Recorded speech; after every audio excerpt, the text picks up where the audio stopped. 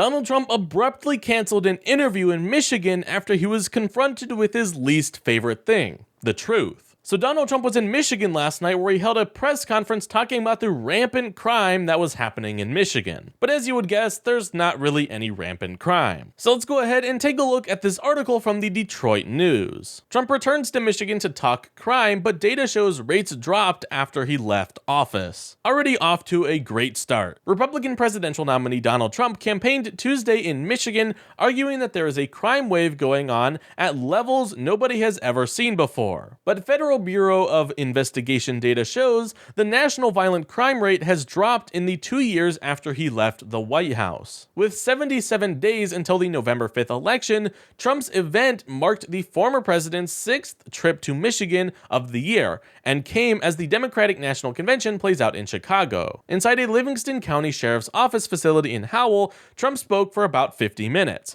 with a group of sheriffs standing behind him under a banner that read, "Make America Safe Again." "The amount of crime that we have is unbelievable," Trump said at one point Tuesday. Trump labeled the trends that he believes are happening the Kamala crime wave, referring to the Democratic presidential nominee Kamala Harris, the current vice president. Trump also claimed without any evidence that crime is dropping in other countries because they are sending their criminals to the United States. So of course he had to throw in his usual fear-mongering. In big cities, almost all run by Democrats, Trump said, "You can't walk across the street to get a loaf of bread. You get shot, you get mugged, you get raped, you get whatever it may be." Now let's go ahead and do an experiment for all of the viewers at home. For those of you who live in Democrat-run large cities, when is the last time that you were shot when you went to try to go get some bread? I'd love to hear from you down in the comments below when the last time that happened was. I think we'll find that it's not as common as Trump's making it out to be. National violent crime data from the FBI showed that the rate of violent crime decreased from 2017 to 2019 during the Trump administration before jumping in 2020 to 398.5 incidents per 100,000 people. In 2021 and 2022, the first 2 years of President Joe Biden's administration, the nation's violent crime rate dropped, hitting 380.7 in 2022, according to the FBI data. However, the Trump campaign said Tuesday that the federal data was totally unreliable at this present time because the FBI arrived at the statistics using estimated crime numbers for law enforcement agencies that didn't report numbers. And my thing with this is, okay, if you're believing that and that's the rhetoric that you're wanting to push, then you can't believe the data that was from your presidency either. Because surely the FBI has not changed how they gather these statistics. But oh, you mean to say that the data is only accurate when it's benefiting you and you're the one in control of it. I see what you're saying. And then here we have some more of the data, and you can go ahead and read this article if you would like, but we're going to scroll down a little bit. Now here is where this whole story gets a little interesting. The Trump campaign had initially agreed that Trump would participate in an interview with the Detroit News on Tuesday. But after the newspaper began asking about the Michigan crime data before the event,